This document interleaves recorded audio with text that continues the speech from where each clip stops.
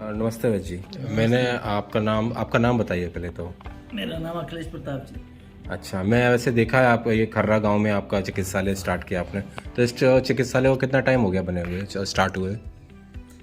25 वर्ष से काम कर रहे हैं। 25 साल से। तो ये खर्रा में आपका 25 साल से आप लोग 28 वर्ष। 28 साल से।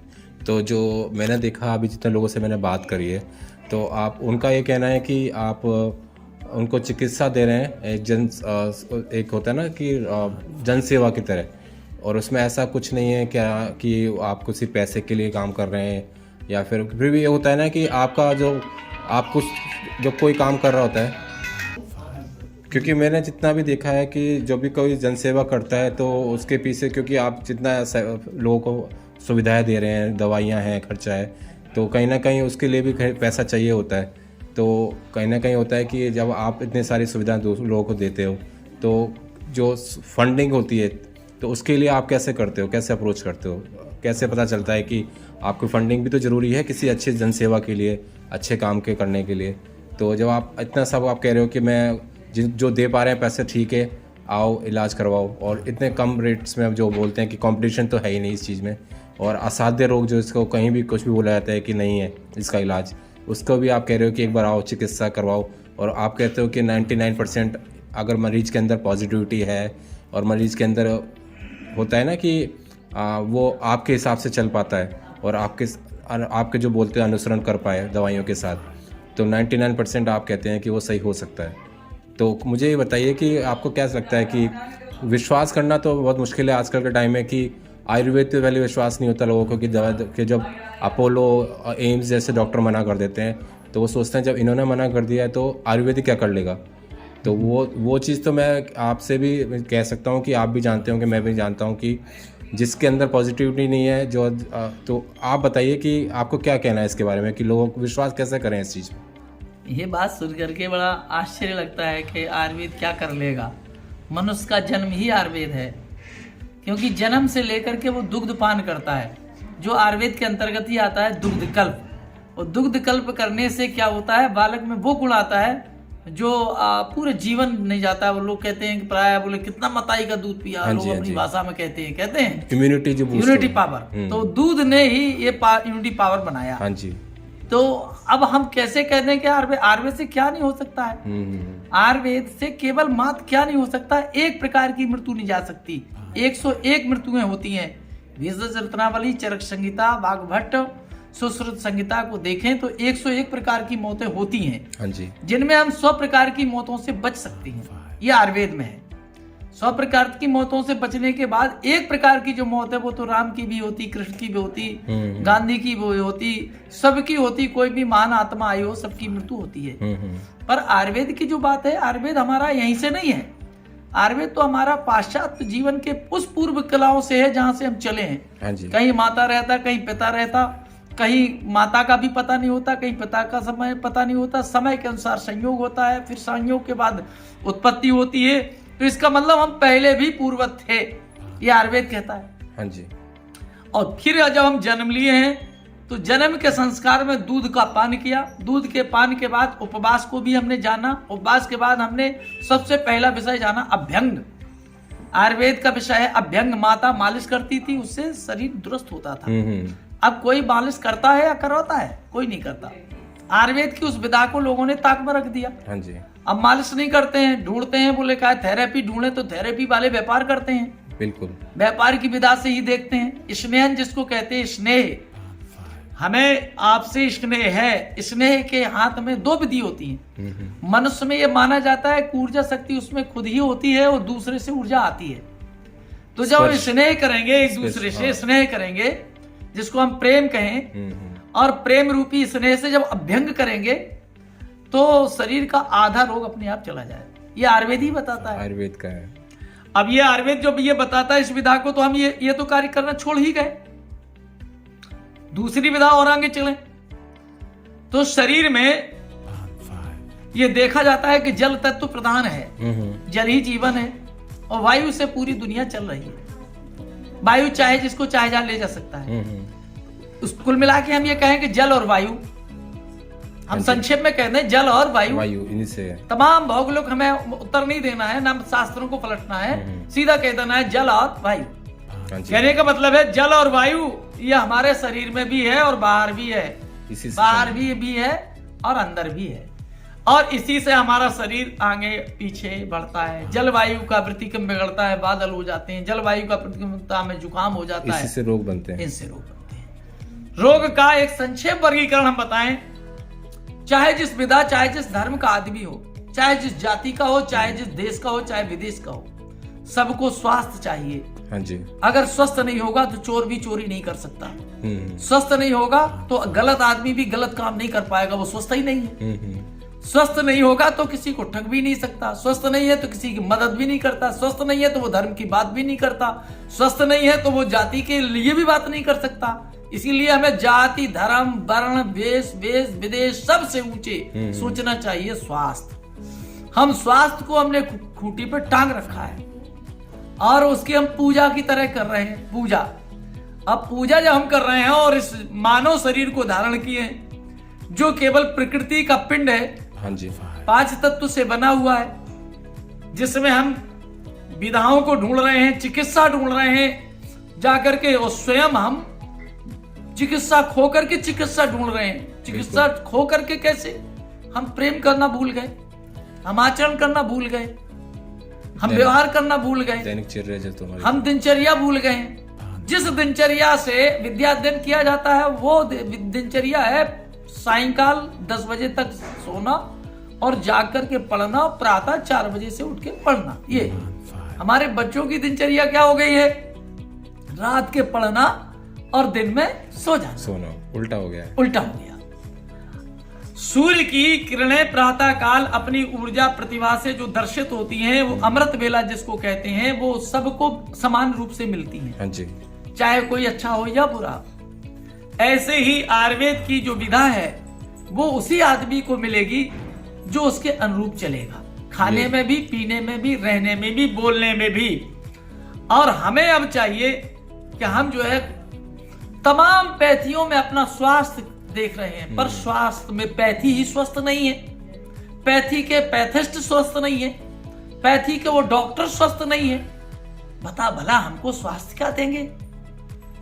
हमें चाहिए कि हम स्वस्थ रहने के लिए प्रातः जागे, मालिश करवाएं, मालिश करें और पथ्य रूपी भोजन लें। सारी दुनिया 7 दिन में बदलती है, सारी प्रकृति 7 दिन में बदलती है, सारे मनुष्य 7 दिन में आते हैं। और बड़ी विचित्र बात है, 2 घड़ी के लिए मौन होकर के कभी सोच लो तो अपने आप निर्णय आपके समझ में आ जाएगा। 2 से पूरी दुनिया बनी है, दो की दुनिया बनी है, जल और वायु। 2 की दुनिया बनी पुरुष और स्त्री। 2 की दुनिया बनी है पाप पुण्य। 2 की दुनिया बनी लाभ और हानि। 2 की दुनिया बनी धर्म और कर्म। हाँ जी। 2 की दुनिया बनी धरती और आकाश। 2 की सब चीज 2 से है। हाँ जी। जब सब चीज 2 से है, सब वस्तु 2 में है, तो हम दूर क्यों भाग रहे हैं? हमें प्रेम करना चाहिए, आपस में प्रेम करना चाहिए। ये भूल चुके हैं सब लोग, सब प्रेम को भूल रहे हैं। हाँ जी। ये पति पत्नी, पिता पुत्र, गुरु शिष्य, सबने प्रेम को खूंटी से टांग दिया है। रिश्तेदारी सब रिश्तेदारी सब खत्म। हम समाज जो बना है ये आयुर्वेद है। हाँ जी। जो कर्म कांड है वो आयुर्वेद है, जो पूजा है वो आयुर्वेद है, बकाया कहीं कुछ नहीं है, आयुर्वेद ही है सब। लेकिन उस जिस कर्म कांड को हम आयुर्वेद कहते हैं उसको लोग ढकोसला भी कहते हैं। समझ नहीं पाते, समझने की थ्योरी है। हमें ये जानना चाहिए कि हमारा शरीर जिन तत्वों से बना है उन तत्वों के ही व्यक्ति क्रम से ही हम बीमार होते हैं। क्षितिजल पावक गगन समीरा पंच रचित यह अधम शरीरा, जिसमें आकाश, आकाश से वायु, वायु से जल, जल से अग्नि, अग्नि से धरती की उत्पत्ति हुई है। धरती की जब उत्पत्ति हुई है तो धरती सबसे धैर्यवान होती है। मनुष्य के मिलने का स्वभाव होता है क्या? या भाव से मिलेगा, या प्रभाव से मिलेगा, या अभाव से मिलेगा। बिल्कुल। जब भी कोई मिलेगा या अभाव से, या स्वभाव से, प्रभाव से। परंतु हम जिन परिस्थितियों में मिलते हैं वो अभाववश मिलते हैं। मजबूरी आ गई, क्या करें, हमें आपके पास आना पड़ा, जरूरत पड़ गई। जरूरत पड़ गई। परंतु ये नहीं कि हम एक विधा के लिए आए, यदि हम आयुर्वेद में स्वास्थ्य को खोज रहे हैं योग के माध्यम से, अगर हम आयुर्वेद में स्वास्थ्य को खोज रहे हैं योग के माध्यम से, तो योग की भी जानो। जैसे एलोपैथ से बीमार हो जाते हैं तो आयुर्वेद से ठीक हो जाएंगे, आयुर्वेद से बीमार हो जाते हैं तो योग से ठीक हो जाएंगे। जब योग से बीमार हो जाएंगे तो कहीं से ठीक होंगे, ये विचार किया।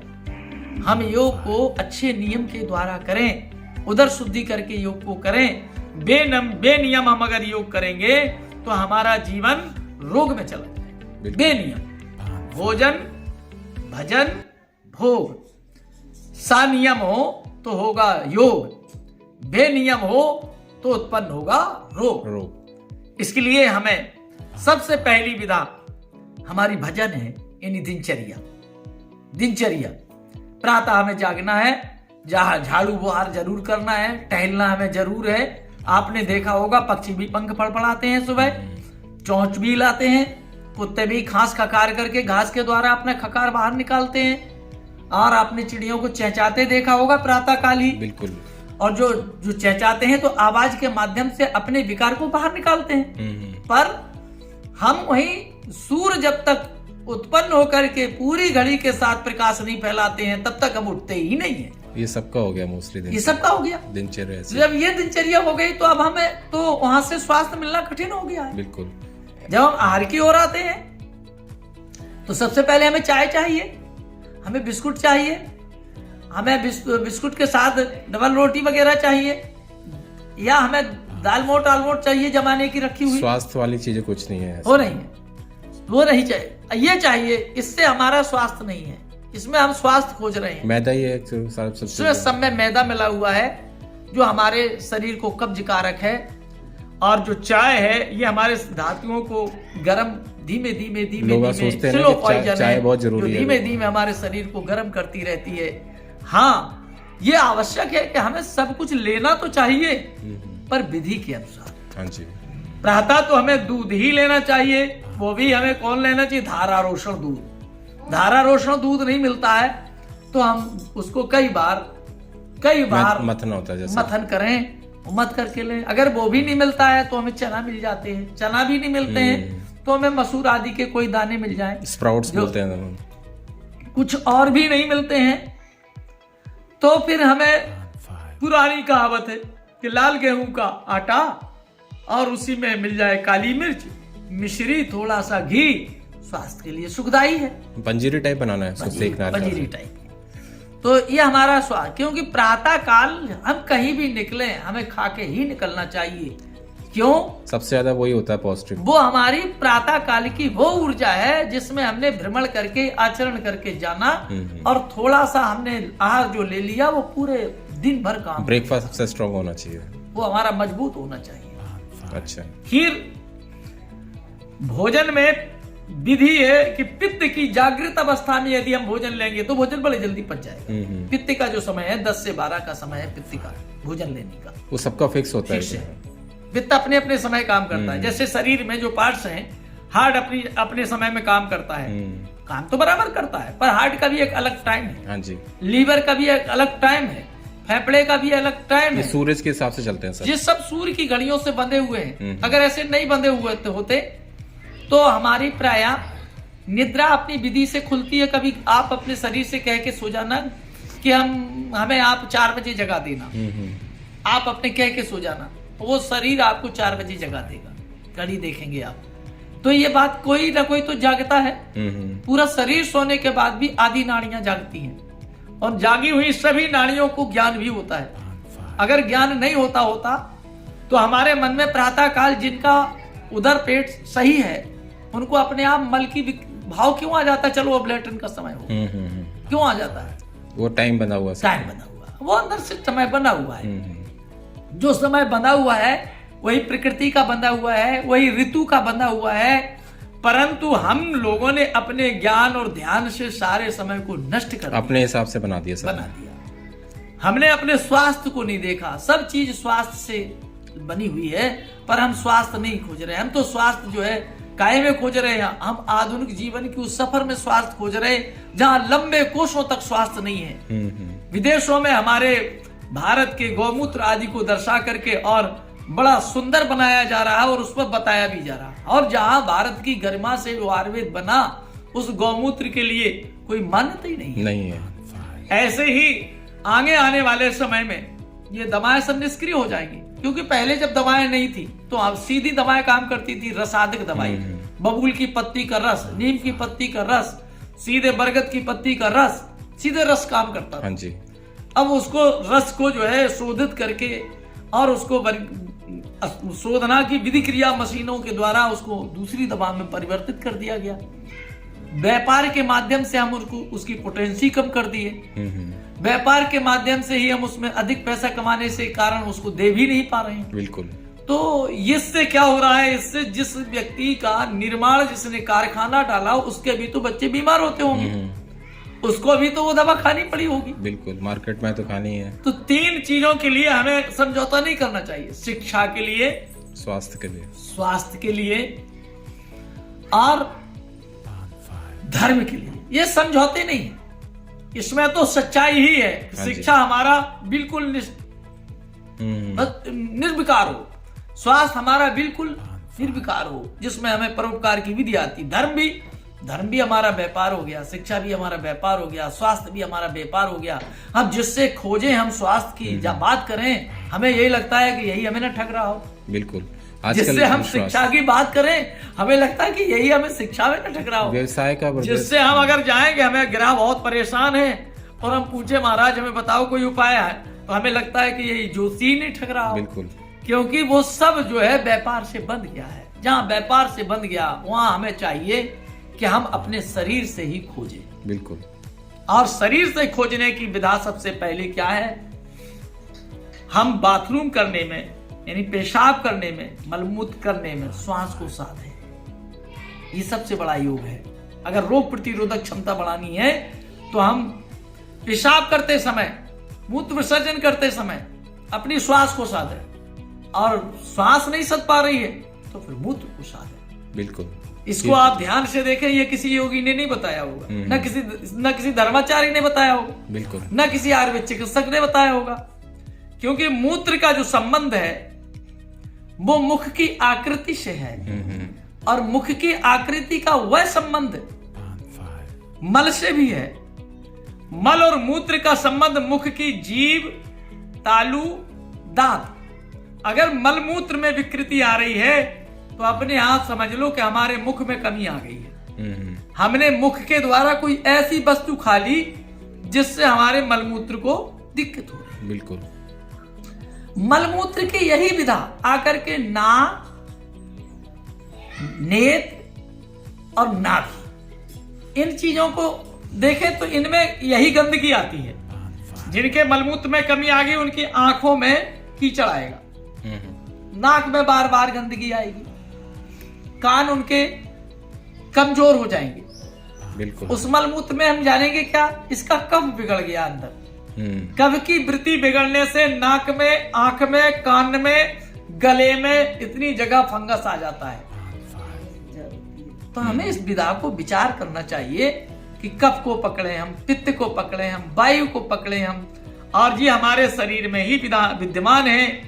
और हम मल को देखें, मल का विसर्जन, अगर हमारा मल सही नहीं है तो हमें अपने आप समझ लेना चाहिए 3 ही विधा होती है, मल, जल, बल। तो जल हम शोधित पिए, जिस जल के शोधित होने से मल सही आता है, मल के शोधित होने से बल रहता है।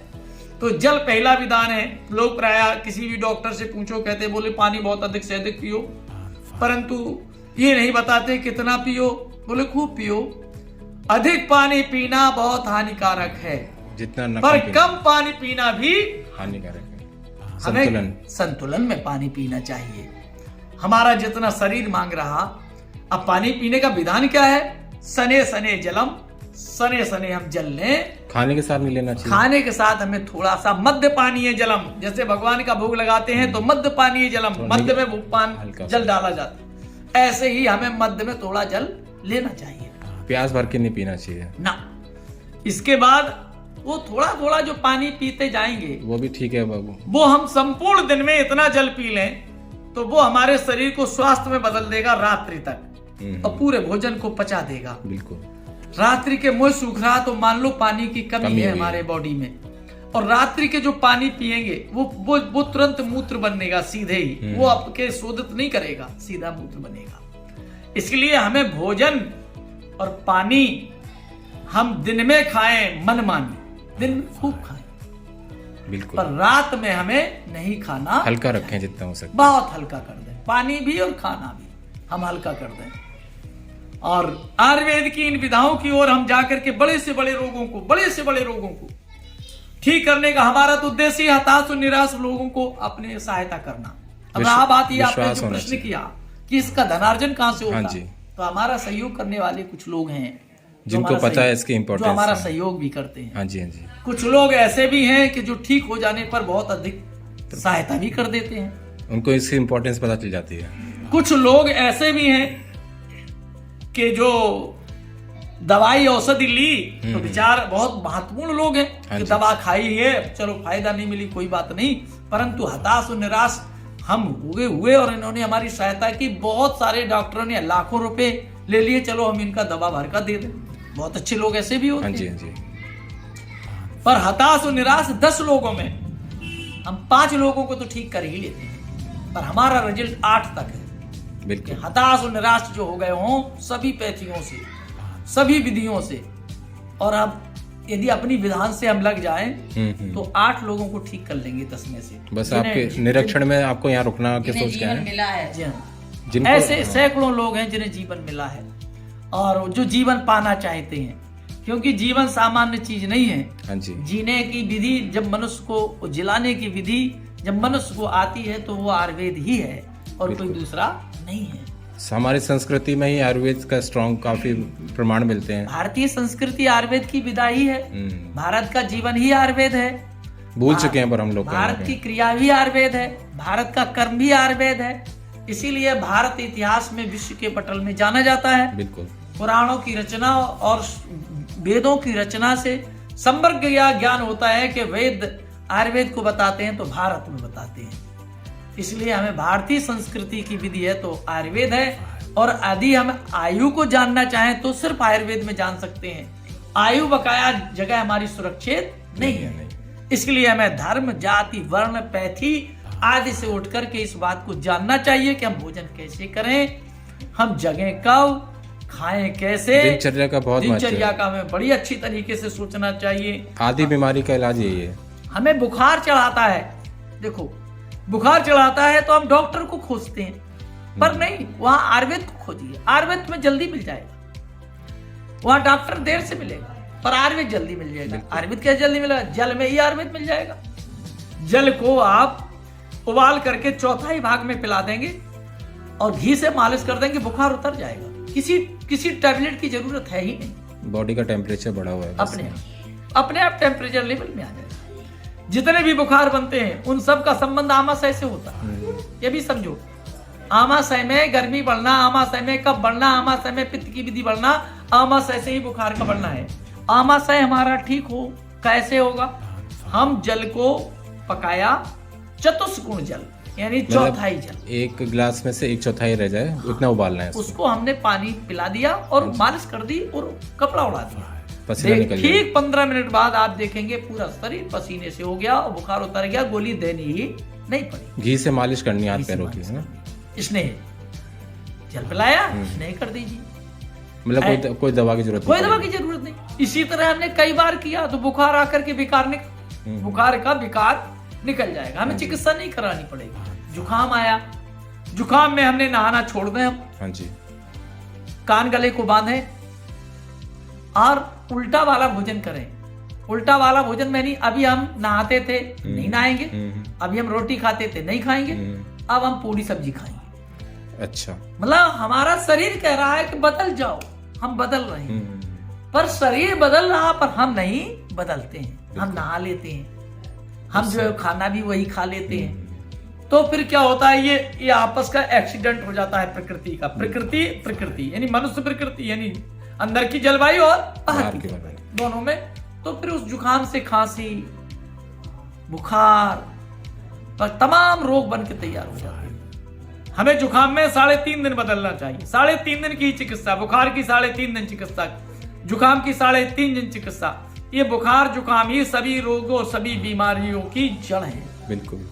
और हमें इनको बड़े गंभीरता से लेना चाहिए, हम उसे गंभीरता से नहीं लेते हैं। ये हमारे लिए बड़े, जब हम संक्षेप में देखते हैं, हम तो प्राय देखते हैं जो हताश और निराश लोग हुए उनमें हम पीछे की ओर जाते हैं, हम आगे की ओर नहीं जाते। पीछे की ओर जब हम उनकी जलवायु को पकड़ते हैं तो जुकाम की चिकित्सा करते हैं, वो ठीक हो जाते हैं। उनमें हम मलेरिया की चिकित्सा करते हैं, ठीक हो जाते हैं। बहुत सी मलेरिया की दवाओं से कैंसर बन रहे हैं। बिल्कुल। कई जगह गांठें हो गई हैं लोगों, मलेरिया का जहर उनमें अंदर क्लूट कर गया है।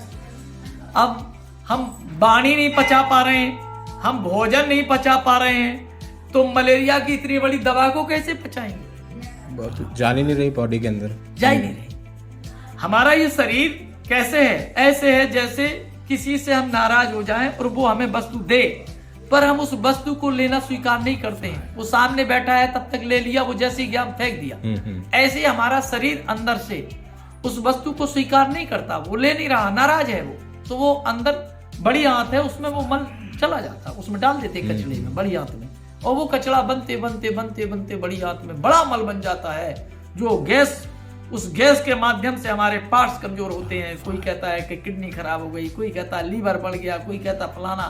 कभी इस पर विचार ही नहीं कि उधर शुद्धि नाम सर्वरोग मान्यते, उधर शुद्धि सारे रोगों का आनंद करती, सर्वेशान रोगान को पित्ता मला, कभी विचार ही नहीं करते। बड़े बड़े हमने देखे, बड़े बड़े धर्माचार्य, सभी धर्माचार्य बहुत बड़े बड़े बवासीर से पीड़ित है, उनके पेट का रोगी है। क्यों?